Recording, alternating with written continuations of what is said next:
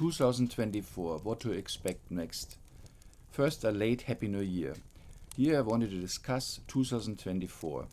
I waited a bit to see 3 additional data points, at least the initial effects. First, New Year's Eve and how it turned out in terms of violence in the streets. 2, the protest by the German farmers and truckers, which barely has started. And 3, the release of the Epstein list, which is ongoing. 2 data points define a line, giving a sense of slope, does it go up or down, while 3 define a curvature, and hence a change in slope, so that's even more valuable. These were all scheduled events, and feel a bit like new booster rockets were fired to drive the agenda or plan forward, to open a new chapter, to entrain a timeline. After briefly discussing these, in particular New Year's Eve, I will go over false prophets, the timeline, and questions of irreversibility and inevitability of future events.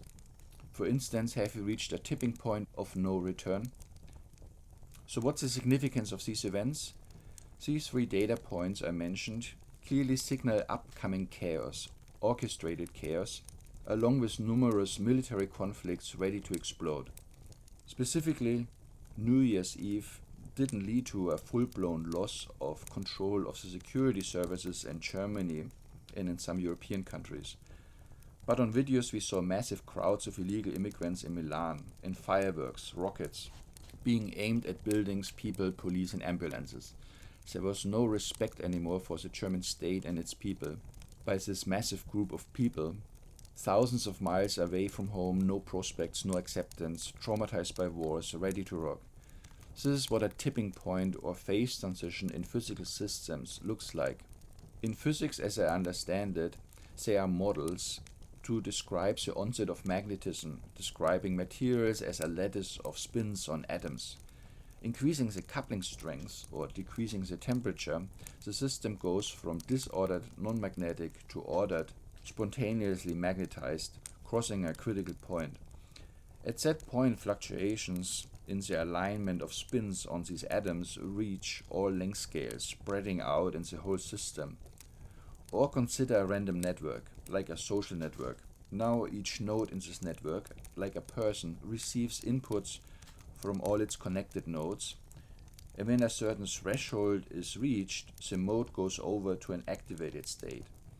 At the so-called percolation threshold, giant connected clusters emerge, if I understand the complicated math correctly, spreading over the whole network.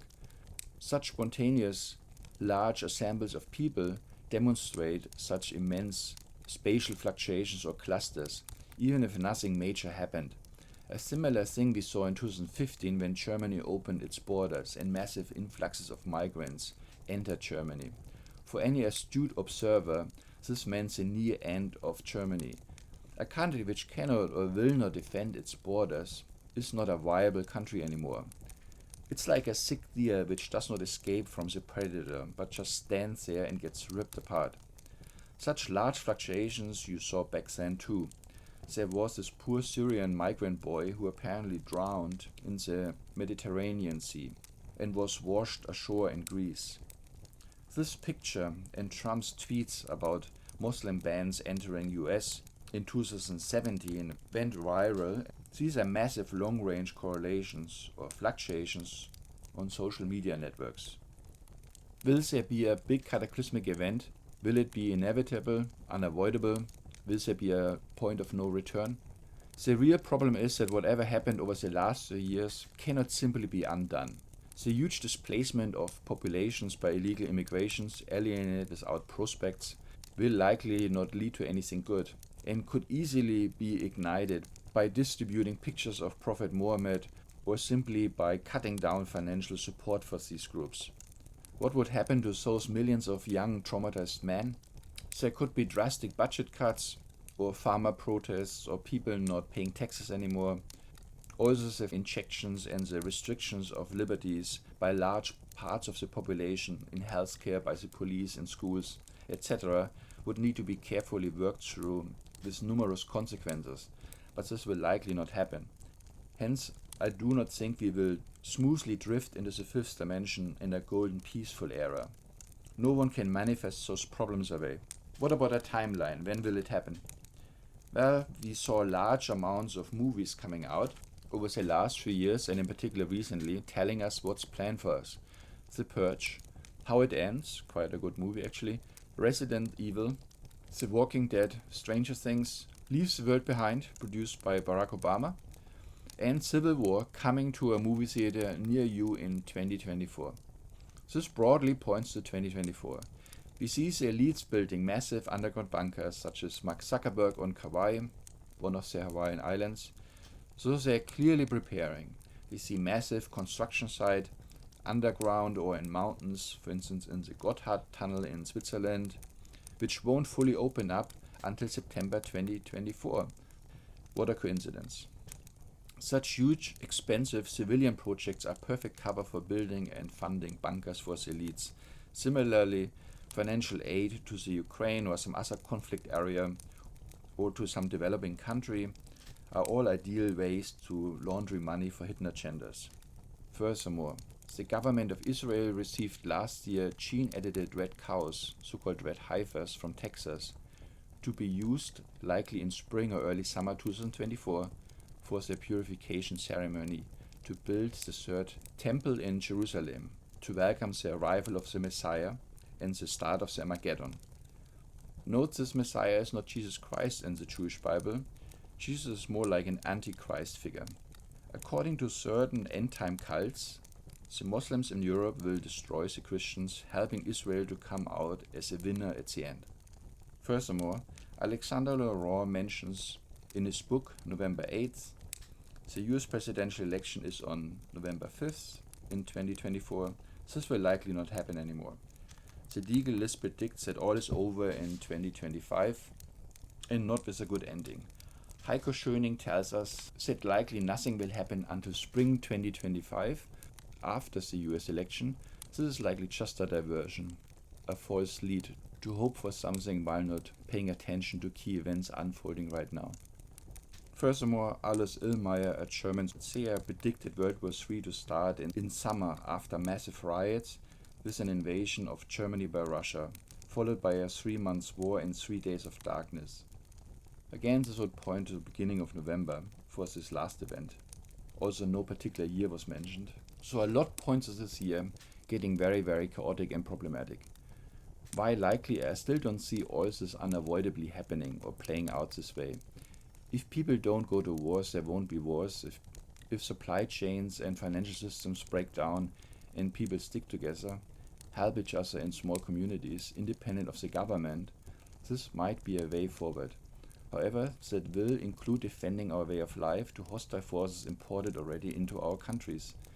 Those people won't know what to do except to take what they think is theirs, especially when there's a religious component to this conflict.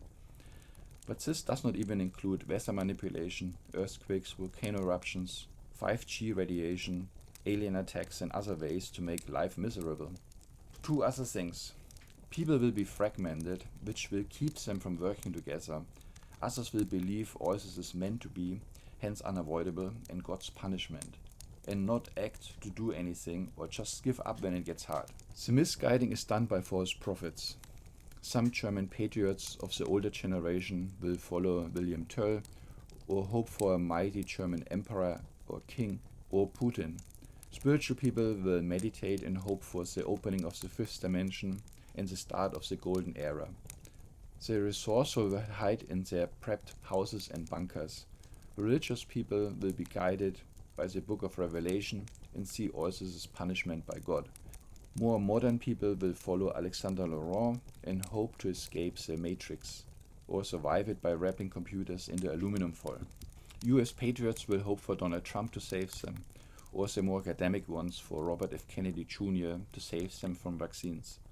Rational people will follow Heiko Schöning and his new book, or hope for a new alternative party, or trust Bitcoin. The revengeful will hope for Nuremberg 2 trials. The nihilists will only trust what they can see, a flat earth, aliens, or hopes they can escape the Truman Show movie set. We are all nicely atomized into individual bubbles in belief systems, and so may fall prey to the elite's agenda.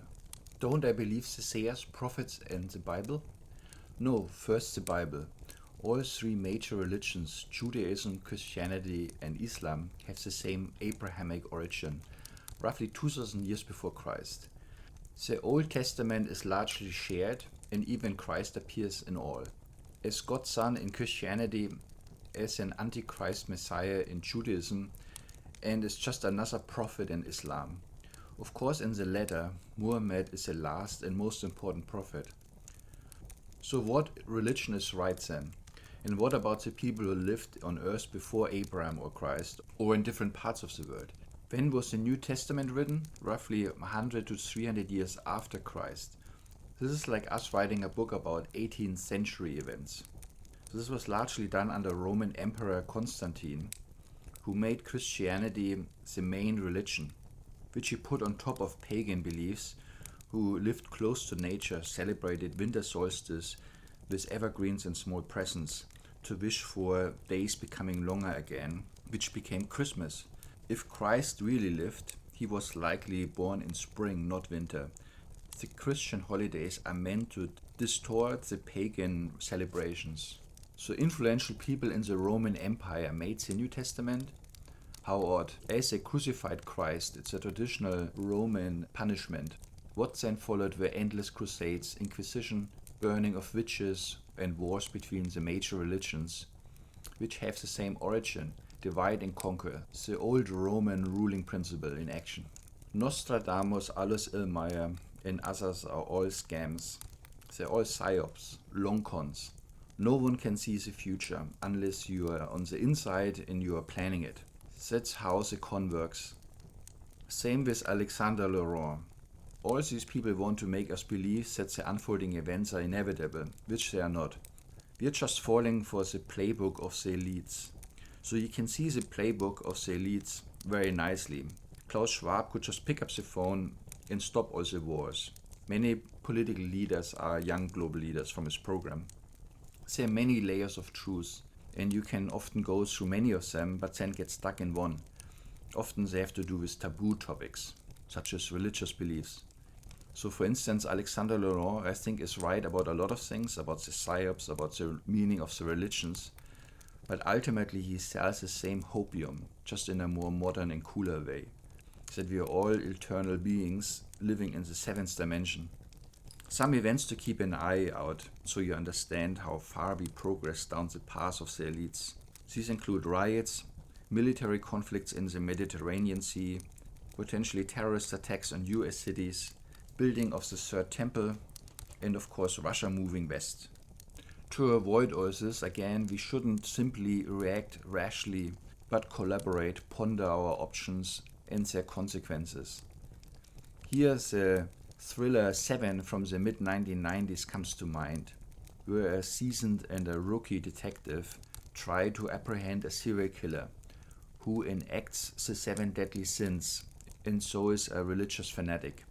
In the end, even though the killer is already apprehended, the young detective opens a box in a remote place, sees the content and kills the serial killer in absolute rage, completing the 7th sin, wrath, which stands for revengeful punishment and mindless escalation.